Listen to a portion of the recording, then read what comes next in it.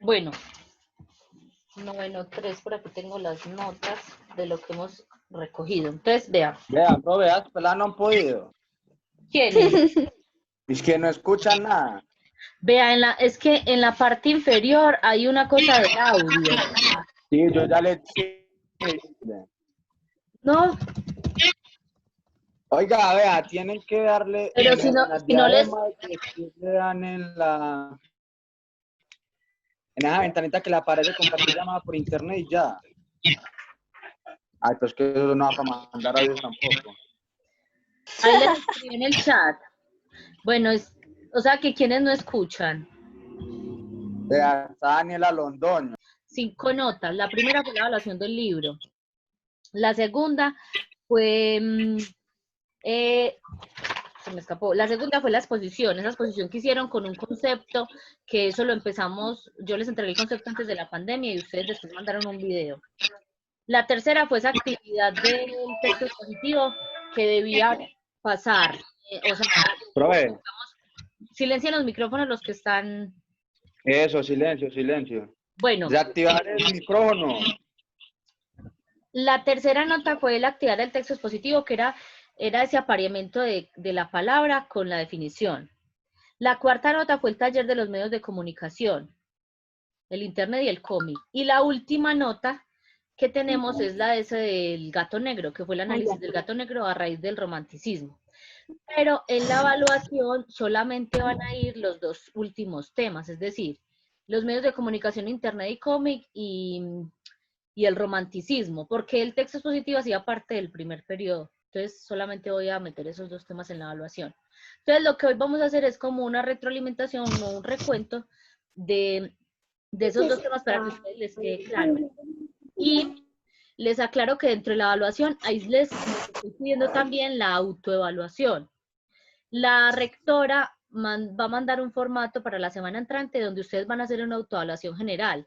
Entonces, la idea es que yo solamente voy a tener en cuenta la que ustedes van a copiar dentro de la evaluación, porque la autoevaluación general la van a hacer para el resto de materias, pero como yo ya la había puesto en la evaluación en línea, entonces la voy a dejar ahí y esa misma va a valer para el español. ¿Listo? Bueno, el primer tema que vamos a hacer un recuento, les voy a compartir aquí pantalla, es el tema de los medios de comunicación, ¿cierto? Entonces, lo primero que vimos nosotros, todos me ven esa pantalla ahí. ¿Sí pueden ver? Sí. Bueno, el primer cosa que hicimos fue familiarizarnos con los tipos de medios, ¿cierto? Que fue este esquema. Entonces, a ustedes les debe quedar muy claro que un medio de comunicación, ¿qué es? Es un elemento o una herramienta que me permite llevar la información a otro grupo de personas, a un grupo de masas, ¿cierto? Se le llama masivo porque se masifica, o sea, se llega a multitud de personas rápidamente.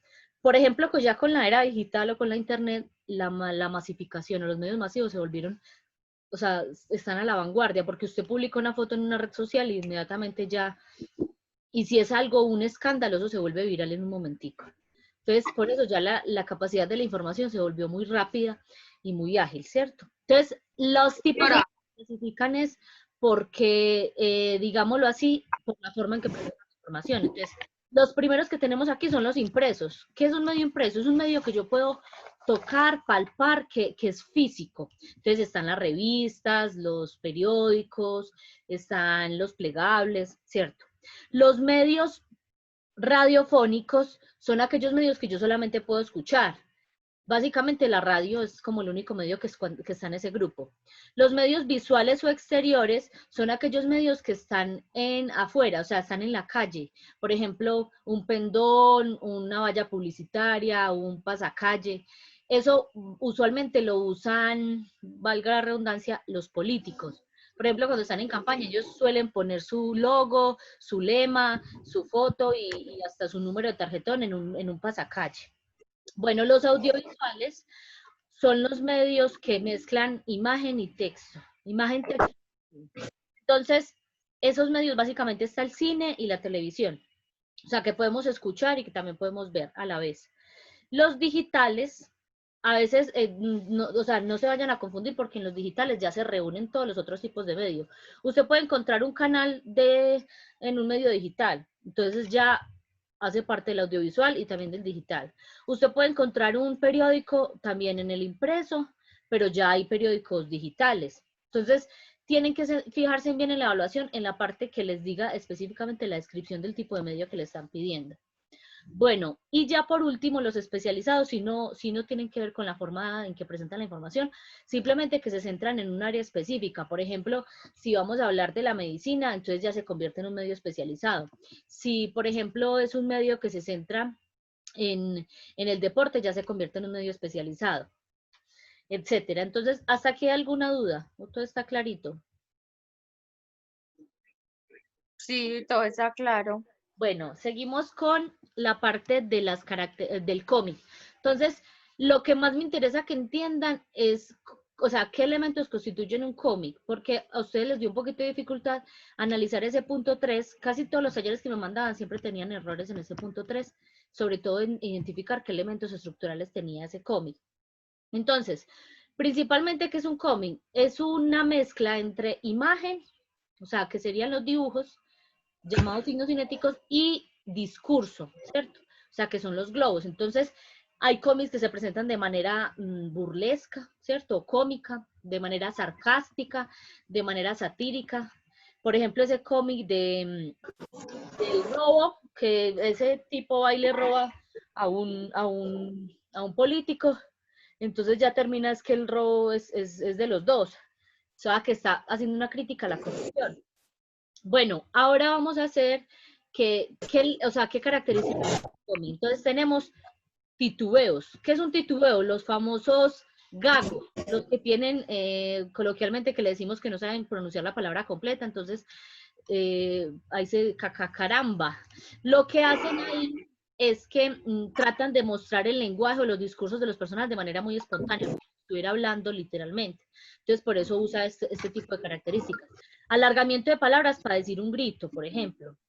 Frases interrumpidas, exclamaciones, interrogantes, expresiones, digamos, populares. Otro que es muy importante es que se les llama, el año pasado nosotros vimos las figuras literarias y entre ellos estaba la onomatopeya. La onomatopeya es la figura que se encarga de poner en palabras los sonidos de las cosas o de algún objeto, ¿cierto? Entonces, o de algún animal. Por ejemplo, aquí tenemos el sonido de una vaca, de un perro, wow, si vamos a imitar el sonido de una bomba, boom. Caterina, silencio el micrófono, porfa. Eso. Si vamos si vamos a poner en palabras sonidos cotidianos, se les llama onomatopeya. Y por último, ustedes han visto que cuando hay un discurso hablado, cuando hay una palabra soez o una palabra que socialmente no está aceptada, tapan con un pitico esa palabra. Cuando socialmente mientan la madre, entonces ¡pi! Sale el pitico para evitar que se escuche. En los cómics lo que hacen es sustituirlas por signos. Esas palabras que son socialmente, que no son aceptadas. Los famosos, digamos, eufemismos. Bueno, elementos estructurales. Tenemos 4. 1, 2, 3, 4, porque la onomatopeya hace parte como de las características, ¿cierto? Entonces, para que haya un cómic es necesario que existan el globo y el signo cinético mínimamente. Si un cómic no tiene esos dos, es porque no es cómic. O sea, un cómic solo con dibujos y sin discurso queda incompleto. O un cómic solo con discurso y sin dibujos queda incompleto. Entonces, el signo cinético, ¿qué son? Los dibujos que me presentan movimiento, ¿cierto? Es decir, en un recuadro aparecen de una posición, en el otro de otra. ¿El globo qué es? El globo es donde se mete el discurso del personaje. Pero hay diferentes tipos de globos que también hay que tenerlos muy presentes. Entonces, básicamente lo que se necesita para que exista un cómic son esos dos. Pero también unos muy inusuales tenemos el cartucho. El cartucho es donde... La señal no dio nada. Ser todos en Sofía. Fernanda, silencia el micrófono. Entonces, el cartucho lo que es muy inusual porque está describiendo las acciones y presenta el texto del narrador. Por ejemplo, aquí dice, se acercó sigilosamente y le susurró. pero ese casi no sale en los cómics, o sea, es muy poquito porque básicamente las imágenes muestran las acciones, entonces es muy, muy difícil que salga.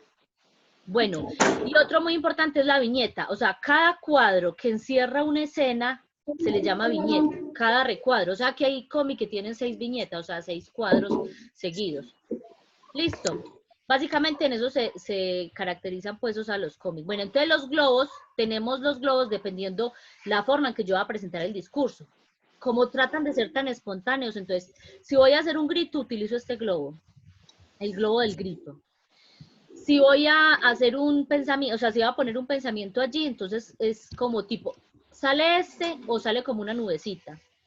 Si voy a hacer un susurro, se ubica en este globo con líneas punteadas.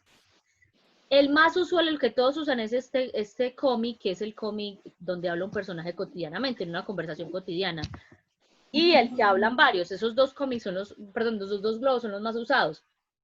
En este que hablan varios, se caracteriza porque se presenta por medio de guiones como si fuera un diálogo, donde incluye que están hablando varios personajes. Y dentro de los signos cinéticos o dentro de los dibujos, encontramos que hay varios interactuando. Bueno, del internet yo no les voy a preguntar mucho, solo quiero que sepan la diferencia entre bullying y ciberbullying, ¿cierto? Que es básicamente lo que se necesita para entender el internet. Porque lo demás es historia, cómo surge el www, que inicialmente el internet surge como por un espionaje militar, entonces desde ahí sale la necesidad del internet, que después se masificó, pero como tal yo necesito que entiendan la diferencia entre bullying y ciberbullying, ¿cierto? Ambos son acoso reiterativo entre personas de un mismo, o sea, de una misma categoría, por ejemplo, entre estudiantes, o si, por ejemplo, se da el bullying entre profesionales en un grupo de trabajo, entonces sería entre ese grupo de profesionales.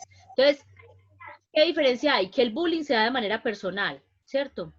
De tú a tú, ya sea física, moral, psicológica, pero que hay una agresión reiterativa o un acoso reiterativo.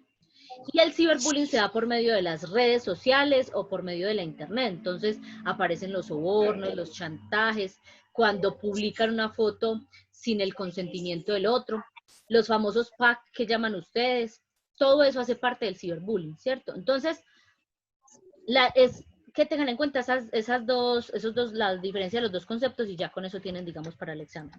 Bueno, este tema ya quedaría terminado con eso.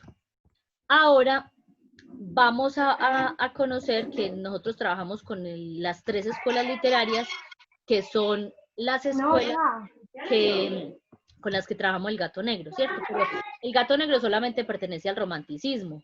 Sin embargo... Era por lo menos que no tenía. No, Sara. No me quería dar a más, no me quería aparecer la pantalla. Carolina. Ya. Entonces, resulta que las 3 escuelas literarias, o sea, toda la literatura se basa en la época en la que nosotros estamos viviendo, ¿cierto? Entonces, por ejemplo, si vamos a hacer literatura ahora, entonces nos vamos a centrar en el narcotráfico, en la prostitución, digamos, ahorita en esta pandemia, porque estamos viviendo una época de catástrofe, digámoslo así, entre comillas, o porque estamos viviendo ciertos sucesos sociales que marcan la época. Entonces, digamos que toda la literatura se basa en eso, en como ser un reflejo de la realidad o de lo que acontece en ese entonces. Entonces, empezamos con el romanticismo. ¿Qué era el romanticismo? El romanticismo surgió cuando nosotros estábamos dominados por los españoles o por los europeos, ¿cierto? Entonces en América lo que buscaba ese romanticismo era un deseo como de libertad. Por eso no solamente uno dice, ay, el romanticismo eso es como solo del amor. Muchos cayeron en ese error al enviar la pregunta 7 diciendo que ese cuento se relacionaba con el romanticismo, que porque era la vida de una pareja. No. El romanticismo como tal es que explota como tal los sentimientos del ser humano, no solamente los positivos, también el odio, la frustración, la angustia, la rabia, la melancolía, ¿cierto? Y, insistía en el deseo de la libertad, porque como tal estábamos nosotros dominados, entonces en la literatura expresaban ese deseo de libertad. Otra característica muy importante era que, hola. Esas son como las características que vaya teniendo una persona con alguien, ¿cierto? Sí, o sea, es como usted ser, el romanticismo lo que mostraba era dar cuenta del ser humano tal cual es. sea, uno no solamente es risita sola, por decirlo así, sino que uno también está dotado de sentimientos negativos. Entonces, eso es lo que muestra el romanticismo. Y además, no solamente el amor, sino que buscaba bueno, que si usted es una persona frustrada, entonces en los libros que se vea ese tipo de personaje frustrado. Es como todo lo que pasa.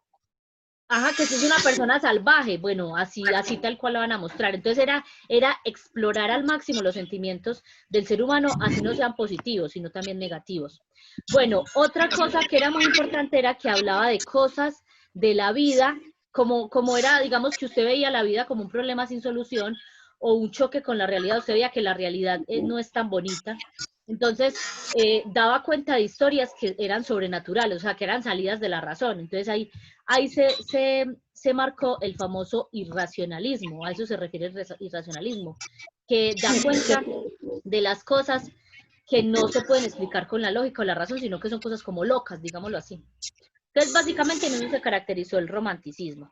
Ahora, el realismo y el naturalismo son dos escuelas literarias hermanitas, es decir, las dos buscan lo mismo, simplemente que la una complementa a la otra. Entonces, para que tengan muy claro eso, tienen que mirar bien y leer bien la definición de cada una a la hora de seleccionarlo en la evaluación, porque las dos son muy parecidas. Bueno, las dos buscan mostrar, las dos buscan mostrar la realidad del ser humano, ¿cierto?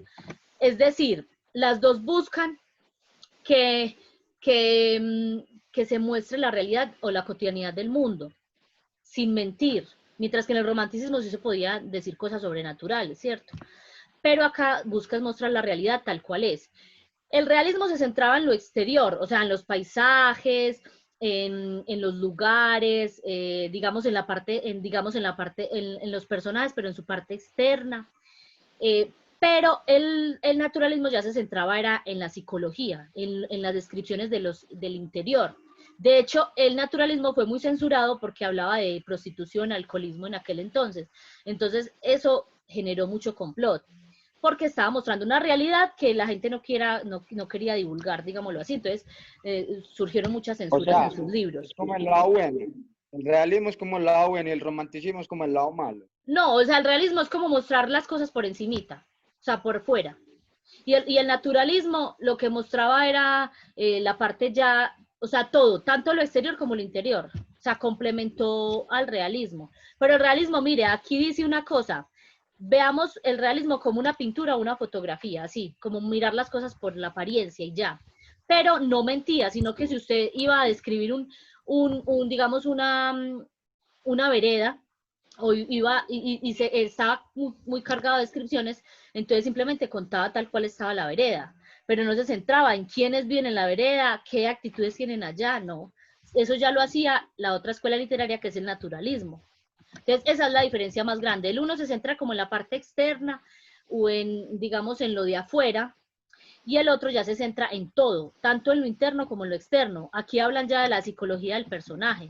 Entonces hablaban de que nosotros estamos dotados de una herencia genética, que hablaba del alcoholismo, la prostitución, la pobreza y la violencia, el entorno social y material que se desarrolla en el individuo, o sea, todo eso.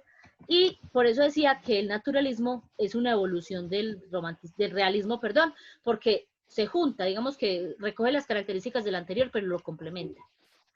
Eso O es sea básicamente, que dime, debemos de estudiar lo que es el naturalismo y el realismo que son con que concluyen los dos. Esos son. esos dos son muy parecidos, pero ustedes deben de saber la diferencia. Que O el sea, uno saben es, interpretar. ajá. Bueno, ya básicamente eso era lo que se les pedía o digamos lo que se les va a trabajar en la evaluación. Ahora, si tienen alguna duda, me dicen sobre eso. Sí, profe. Profe, Sebastián, dime. no, y no que yo apenas me vine a dar cuenta cómo funciona eso y yo no había escuchado nada. Eso es de que, pues, me puede explicar ahí por encimita. Vea, estamos haciendo una retroalimentación para hacer la evaluación final del segundo periodo. Les dije qué notas he recolectado hasta el momento y qué nos falta, ¿cierto? Entonces, yo estoy grabando la clase, está grabándose. Entonces, ahorita cuando la convierta, la subo a YouTube y se las paso en un enlace de YouTube para que los que no pudieron escuchar la explicación la miren. Al menos la parte donde se está explicando, en esos minutos que yo expliqué los dos temas. Tienen plazo para hacerlo hasta el 10 de julio, que se acabaría el periodo. Entonces, para que no se dejen pasar de la fecha, para yo poder subir las notas. Y tengan presente que yo estoy esperando lo de la licencia, entonces la idea es que no se dejen acosar con lo de las notas. Yo voy a tratar de subir las notas entre hoy y mañana para que ustedes miren cómo, o sea, qué les falta o cómo van en eso. Básicamente estas notas de 9.3 son las que tengo por ahí. Mire que hay muchos huequitos por ahí. Todavía hay mucha gente que debe notas. Entonces, para que se pongan al día. ¿Qué otra pregunta? Vuelvo y muestre. Vuelvo y muestre. Alvarado, vea, usted tiene 2 huecos ahí. Ah, prueba huecos, ¿de dónde eso no me... Bueno, eso ya me lo escribe por el WhatsApp. Usted debe la nota número 2 y la número 3. La Bueno, exposición, y o sea, la guía número 1 prácticamente. Bueno, ¿qué más dudas tienen para que nos despidamos? Ya faltan como 6 minutos de la clase. profe, ¿cómo está? Muy bien. Bueno, Esa era la duda mía. esa era la duda mía. ¿Quién más va a preguntar algo? Dime, Andrew. Entonces, ¿cuándo la evaluación? ¿Esa era la evaluación? No, eso es la explicación. La evaluación ustedes la van a encontrar en la guía 4, la guía que le entregaron el martes. En el último enlace de la guía, ustedes entran a ese enlace y hacen la evaluación. La hacen igual a la que hicimos con la del libro, con el correo electrónico institucional, la realizan. ¿Listo? Gracias. Profe, Dime. explíqueme bien lo del romanticismo, es que esa no la entendí bien. Bueno, el romanticismo es, digamos, la escuela literaria más loca de todas. O sea, es la que se trata temas, por ejemplo, del terror, de la fantasía, cosas que no se pueden explicar con la razón. ¿Por qué trataba cosas así? Porque buscaba mostrar los sentimientos, tanto positivos y negativos del ser humano, no solamente el amor. Entonces, mostrarlos en su máxima expresión. Entonces, ahí habían personajes que eran frustrados, violentos, habían personajes salvajes, catastróficos, porque trataba de mostrar cosas que de pronto la misma vida, la misma cotidianidad no quiere que se vean. No todos los seres humanos son tan buenos como uno los ve aparentemente. Entonces, eso era el romanticismo. ¿Por qué surge esa escuela literaria? Surge a raíz del deseo de libertad del hombre, o sea, de desinhibirse, por decirlo así. Entonces, esa escuela literaria, por eso se presenta así como de manera tan loca. Más o menos comprende. Sí, profe, ya entendí. Igual, la escuela más diferente es esa, porque las otras dos sí se parecen mucho. El realismo y el naturalismo son muy parecidas. Entonces, cuando usted vaya a encontrar la definición, va a ver que es la definición más diferente a todas. Vea, el realismo es por encimita, mientras que el naturalismo es todo, incluye lo interno y lo externo. Eso, Pues, básicamente es eso.